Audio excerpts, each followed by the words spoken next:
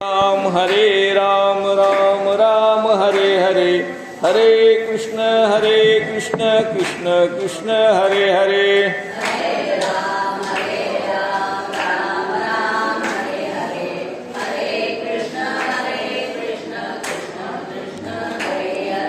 हरे राम राम राम हरे हरे, हरे कृष्ण कृष्ण कृष्ण हरे हरे।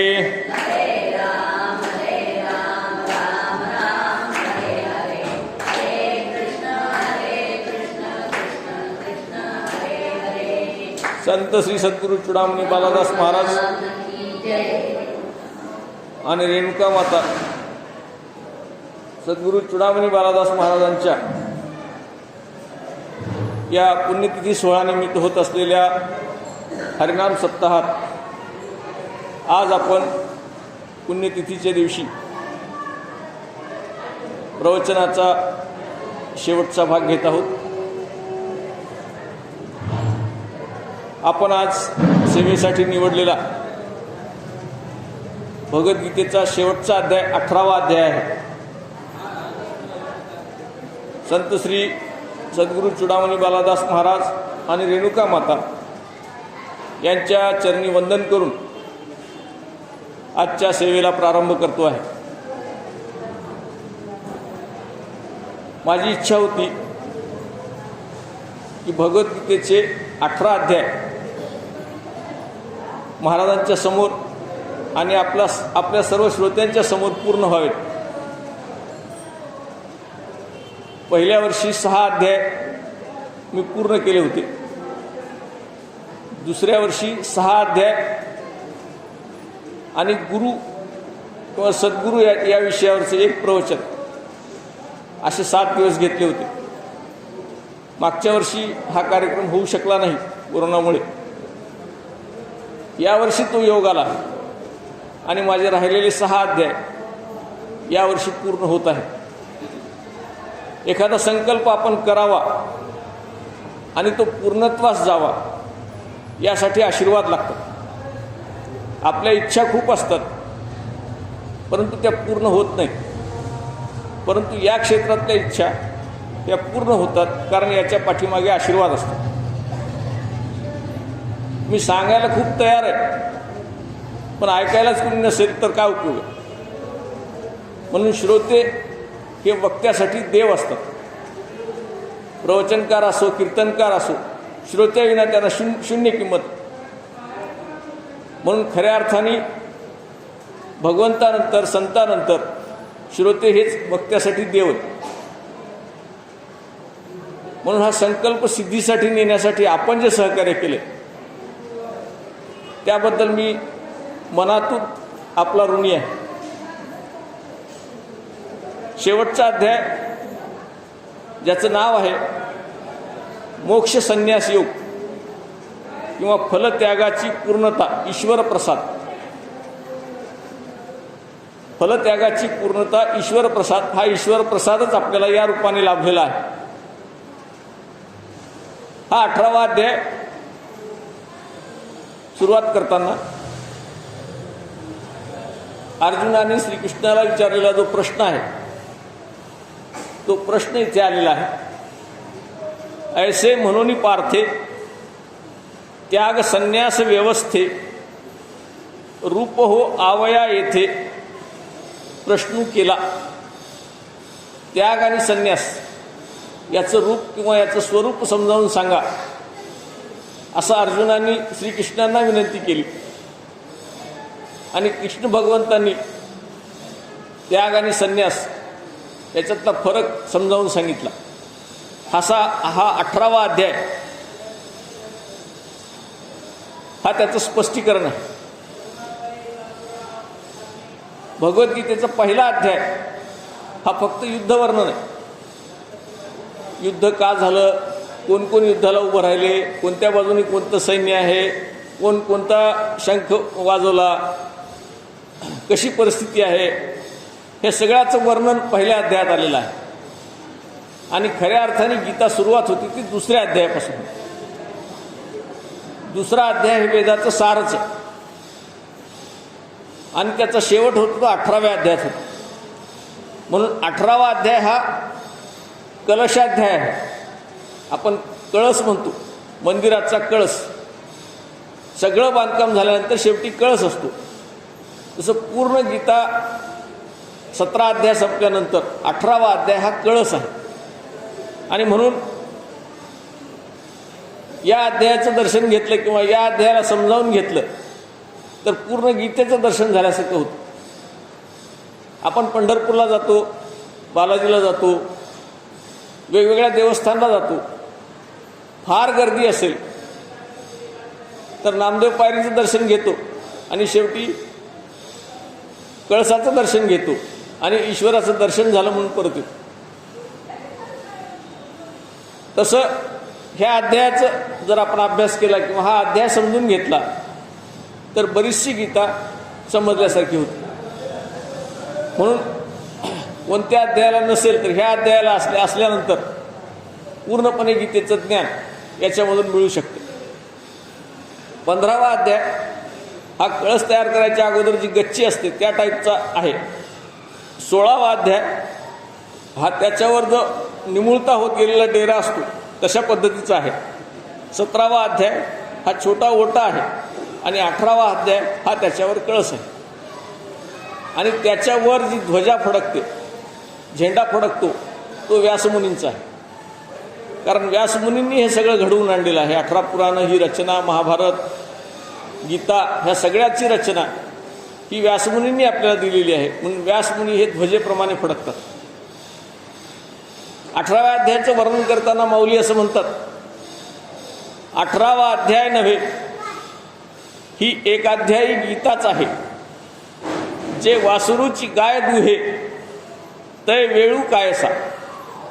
18वा अध्याय ही एक गीता, एक प्रकारची पूर्ण गीता आहे असं माऊली म्हणतात. आणि त्याच्या पुढं असं म्हणतात की जेव्हा वासराला भूक लागते तेव्हा गाय किंवा गोमाता ही पाना सोडण्यासाठी वेळ काळाचं बंधन पाळत नाही.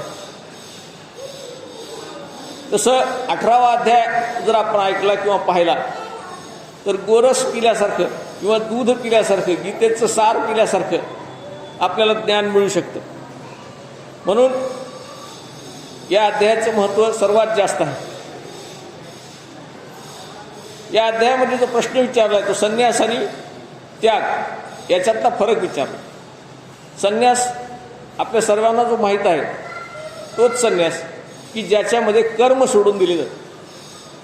कुठलंच कर्म करायचं नाही. भगवे कपडे घालायचे, अंगाला रक्षा पुसायची,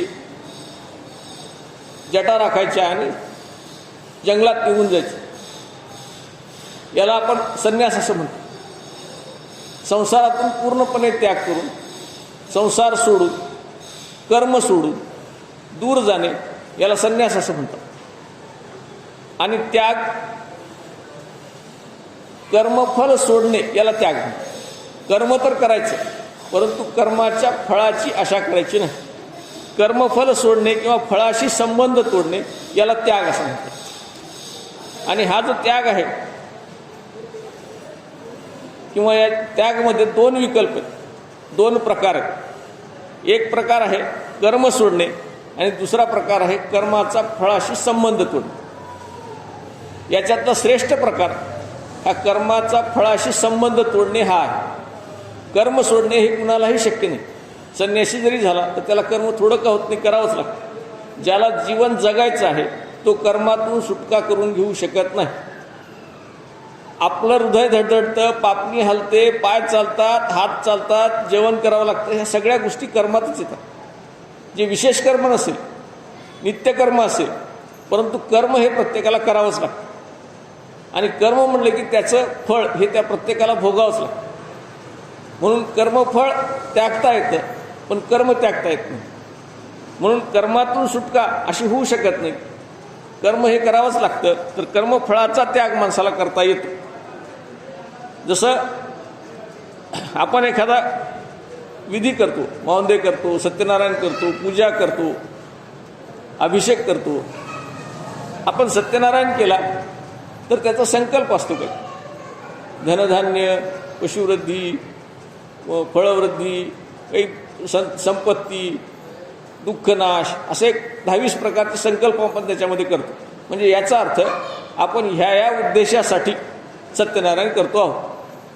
किंवा कधी कधी काही अडचणी येतात संसारामध्ये, थोडंसं दुःख होतं, काही छोट्या मोठ्या समस्या निर्माण होतात, कुणी आजारी पडतं, काही आर्थिक समस्या निर्माण होतात, कुणावर काही संकट येतं.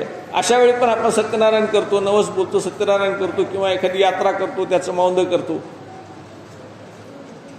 हे करत असताना काहीतरी हेतू असतो त्याच्यामध्ये. फळ मागतो आपण देवाला, मला हे पाहिजे, याला काम्य कर्म असं म्हणतो. ज्याच्यामध्ये काहीतरी हेतू आहे, मानस आहे, इच्छा आहे, असं कर्म जेव्हा आपण करतो त्यावेळेस ते काम्य कर्म झालं. आणि ज्यावेळेस सत्यनारायण आपण फक्त शांत वाटावं म्हणून करतो, काहीही अपेक्षा नाही, आपल्या घरामध्ये सुबत्ता, शांती यावी, आपल्या मनाला समाधान वाटावं, याच्यासाठी जेव्हा आपण सत्यनारायण करतो तेव्हा ते खरं नैमित्तिक कर्म झालं, किंवा मुद्दाम केलेलं कर्म झालं, किंवा विकासार्थ कर्म झालं, मनाच्या विकासासाठी केलेलं कर्म. अशा कर्मामध्ये कर्मफल नाही, कर्मफल आपण मागितलेलं नाही. तर असं निरीच्छ बुद्धीने, निरासक्त बुद्धीने केलेलं कर्म हे त्याग. आणि ज्याच्यामध्ये काही इच्छा ठेवली हा त्याग नाही, किंवा कर्म सोडून देणे हा सुद्धा त्याग नाही आहे, तो संन्यास. तर संन्यासापेक्षा कर्मत्याग किंवा कर्मफलत्याग हा श्रेष्ठ आहे असं भगवंत समजावून सांगतात. कर्म कोणती टाळावीत? सगळीच कर्म टाळावीत असं नाही. आपण जन्माला आलो, आपल्याला आपण मुलगा आहोत, वडील आहोत, आई आहोत, आजोबा आहोत, आपण शेजारी आहोत, सगळ्या गोष्टीमध्ये आपल्याला कर्म करावं लागतं. तर हे कर्म टाळून कुठंतरी जाऊन बसणं किंवा कर्म सोडून देणं हा उपाय नाही आहे. तर जे कर्म आपण करतो आहोत ते शुद्ध असावं, सात्विक असावं, याच्याकडे आपलं लक्ष असलं पाहिजे.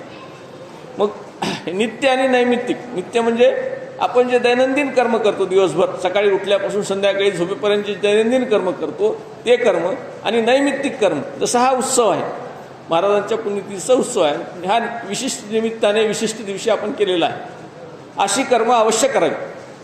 नित्य आणि नैमित्तिक कर्म अवश्य करावीत. निषिद्ध कर्म टाळावी.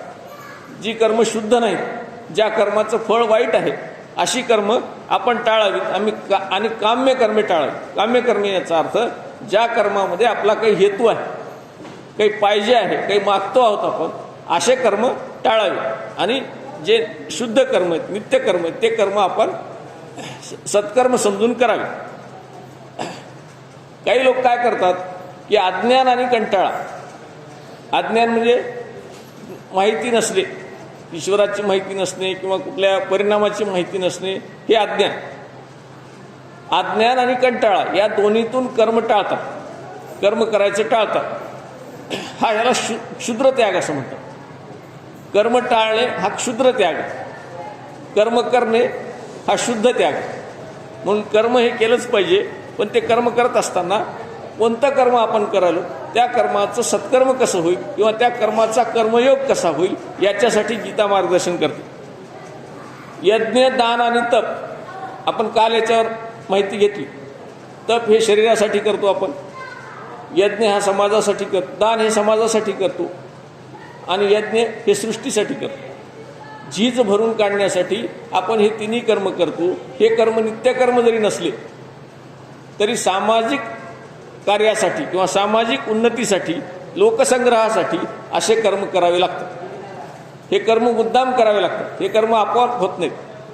दान असो, तप असो किंवा यज्ञ असो, अशी कर्म आपोआप होत नाहीत, याला करावी लागतात.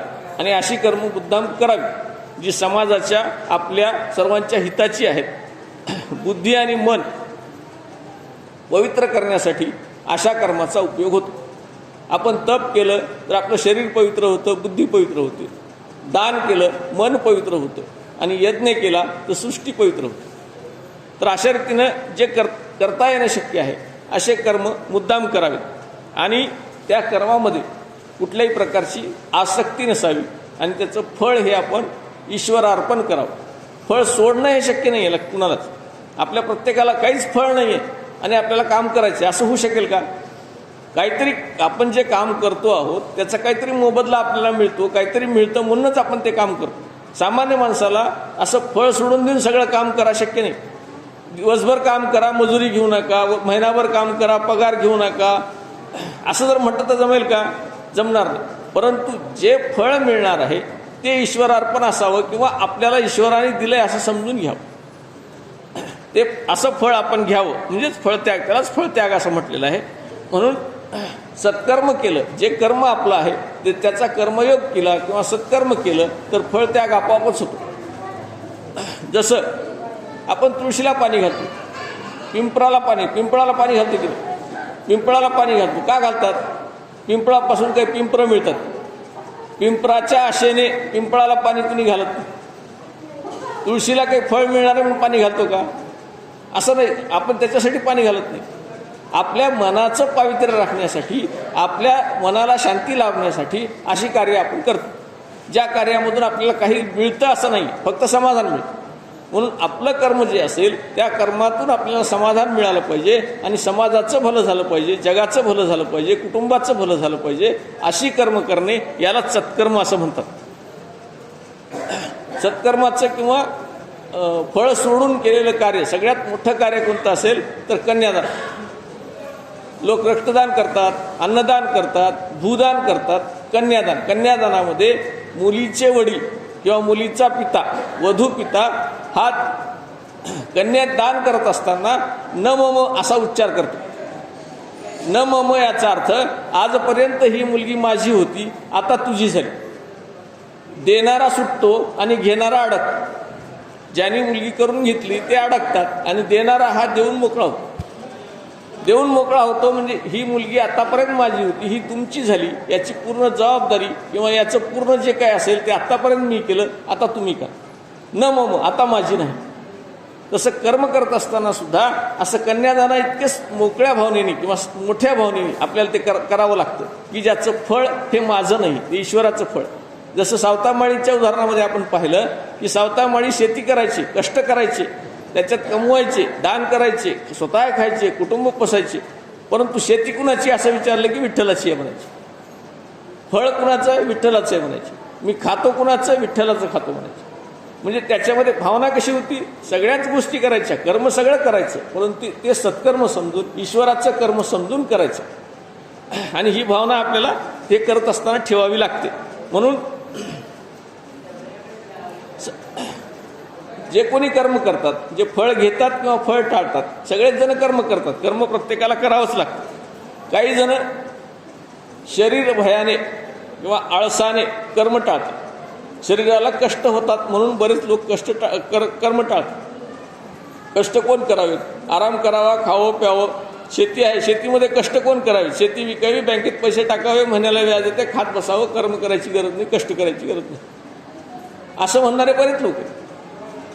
तर कष्ट न करता, कर्म न करता फळ मिळावं म्हणणारे लोक भरपूर असतात. याला राजस त्याग असं म्हणतात. आणि ज्याच्यामधून दुसऱ्याला त्रास होईल असं कर्म करतात त्याला तामस त्याग असं म्हणतात. म्हणून सात्विक कर्म किंवा ज्या कर्माचं फळ सत्य आहे असं कर्म करणं हे उचित कर्म आहे. आता जे कर्म करतो आपण त्याला 5 गोष्टी लागतात. कर्म होण्याची 5 कारणे. कशामुळे कर्म होतं? पहिलं कारण आहे शरीर. शरीर हे कर्माचं मूळ अधिष्ठान आहे. कर्म करण्यासाठी शरीर लागतं. ईश्वराला जरी काही कर्म करायचं असेल, परित्राणाय साधूनाम विनाशायाचे दुष्कृताम, दुष्कृत्याचा दुष्कर्मी लोकांचा नाश करण्यासाठी, राक्षसांचा नाश करण्यासाठी रामाचा अवतार असेल, कृष्णाचा अवतार असेल, नरसिंहाचा अवतार असेल, हा अवतार घेतला तेव्हा त्यांनी शरीर धारण केलं. म्हणजे कर्म करण्यासाठी शरीर लागतं, पहिली गोष्ट. दुसरी गोष्ट कर्ता लागतो. आपलं शरीर फक्त कर्म करू शकत असतं तर आपण मेल्यावर पण उठून काही कर्म केले असते. आपलं शरीर फक्त कर्म करू शकत नाही. शरीरात जोपर्यंत आत्मा आहे तोपर्यंतच कर्म होतं. शरीरात ज्या दिवशी आत्म्याने प्रवेश केला त्या दिवशी कर्म चालू. श्वास घ्यायला पहिल्यांदा सुरुवात, पोटात असेल, पोटाच्या बाहेर असेल, कुठेही असेल. आणि ज्या दिवशी आत्मा नावाची गोष्ट निघून गेली त्या दिवशी श्वास बंद पडतो. म्हणजे कर्म चालू होतं आत्मा असेपर्यंत आणि कर्म बंद होतं आत्मा असेपर्यंत। आत्मा आहे तर कर्म आहे, शरीर आहे तर कर्म आहे। शरीर आणि आत्मा दोन एकत्र येतील त्याच वेळेस कर्म होतं, त्याच्याशिवाय कर्म होत नाही। म्हणून कर्म करण्यासाठी पहिलं अधिष्ठान शरीर आहे आणि दुसरं अधिष्ठान आत्मा आहे। तिसरं अधिष्ठान आहे कर्म साधने। शरीर आहे, आत्मा आहे, पण अवयवच नाही, नुसताच गोळा आहे, काही उपयोग नाही, त्याच्याने काही कर्म होत नाही। त्याला अवयव लागतात, 5 ज्ञानेंद्रिय लागतात, 5 कर्मेंद्रिय लागतात, नाक, कान, डोळे, त्वचा आणि जीभ, हे 5 ज्ञानेंद्रिय। नाकाने श्वास घेतो, कानाने ऐकतो, डोळ्याने पाहतो, जिभेने चाखतो आणि त्वचेने स्पर्श जाणवतो। हे कर्मेंद्रिय आहेत आपले, हे असायलाच पाहिजे तर आपण कर्म करू शकतो। आणि हे ज्ञानेंद्रिय, कर्मेंद्रिय हे मुख, हात, पाय, उपस्थ आणि पायू असे 5 कर्मेंद्रिय आहेत। हाताने आपण काही कर्म करतो, पायाने कर्म करतो आणि मुखाने कर्म करतो, हे मुख्य 3 कर्म झाले। उपस्थ आणि पायू हे विसर्जनासाठी असतात, शरीरातली घाण बाहेर टाकण्यासाठी असतात। तेव्हा ह्या प्रत्येकाने आपण कर्म करत असतो। हे अवयव नसतील, किती छोटा प्राणी असो त्याला मुख आणि उपस्थ हे 2 तरी भाग असतातच। प्रत्येक शरीराला आत्मा असतो, कितीही लहान प्राणी असो, किती मोठा प्राणी असो, त्याचा देह आणि आत्मा आणि त्याच्याबरोबर त्याचे अवयव ह्या 3 गोष्टी असतात। त्याबरोबर प्रयत्न किंवा प्राणशक्ती असते। ज्यावेळेस आत्मा आपल्या शरीरात प्रवेश करतो त्यावेळेस प्राणशक्ती असते। प्राणशक्ती ही आपल्या वेगवेगळ्या शरीराच्या वेगवेगळ्या ठिकाणी कार्य करते। आपण ज्या कुंडलिनी जागृत करणे म्हणतो, घशामध्ये असतील, बेंबीमध्ये असतील, बाहूमध्ये असतील, ज्या कुंडलिनी मस्तकामध्ये असतील, या ठिकाणी विशिष्ट प्रकारचे वायू असतात, त्या देवता असतात, ते आपलं काम करतात। कानामध्ये देवता असते, नाकामध्ये देवता असते, डोळ्यामध्ये देवता असते। पृथ्वी, आप, तेज, वायू याच्या पंचमहाभूतापासून हे अवयव तयार झालेले असतात आणि या प्रत्येकामध्ये देवता वास करतात।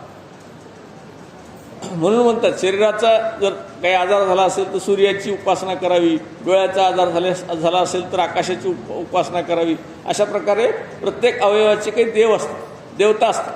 त्या देवता त्या शरीर ठिकाणी वास करत असतात, त्या वायुरूपात असतात आणि त्या वायुरूपातल्या देवता आपल्या शरीरामध्ये आपलं कार्य चालवतात। आपण जे खातो ते पचवणारी देवता आहे। आपण जे खाल्लेलं पचवलेलं आहे त्याचं रक्तात किंवा पेशीत रूपांतर होतं, ते पूर्ण शरीरात पोहोचवणारा पण वायू आहे। अपान वायू, व्यान वायू, समान वायू असे त्याला नाव आहेत। हे सगळे आपल्या शरीरामध्ये कार्य करतात, हे असल्याशिवाय कार्य होऊ शकत नाही।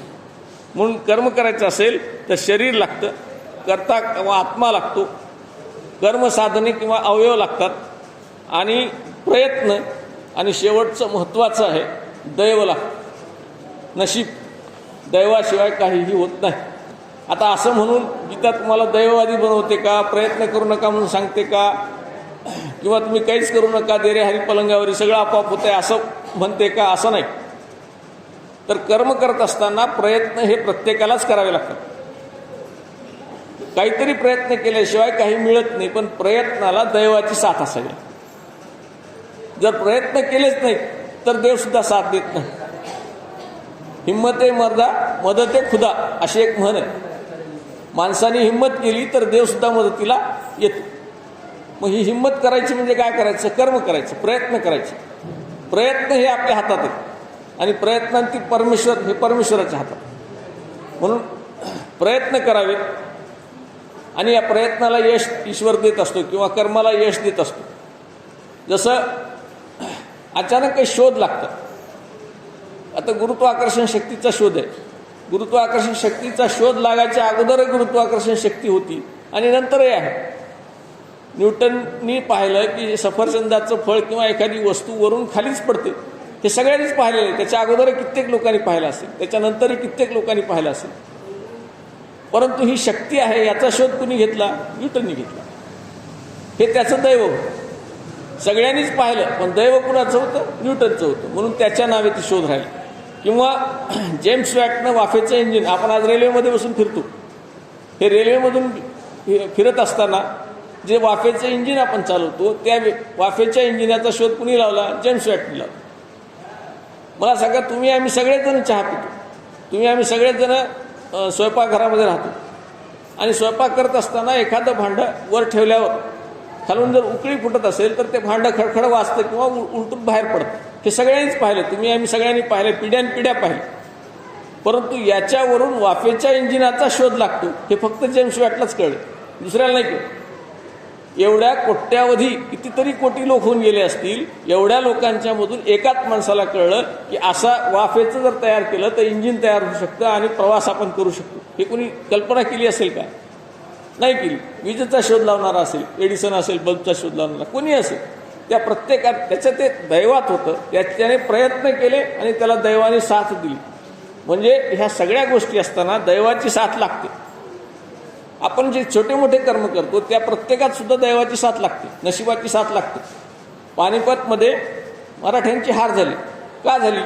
सगळं नियोजन होतं, सैन्य होतं, माणसं होती, शस्त्रास्त्र होती, सगळं होतं.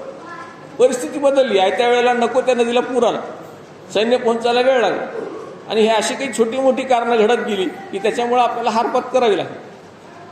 अशी हार युद्धामध्ये केव्हा होते?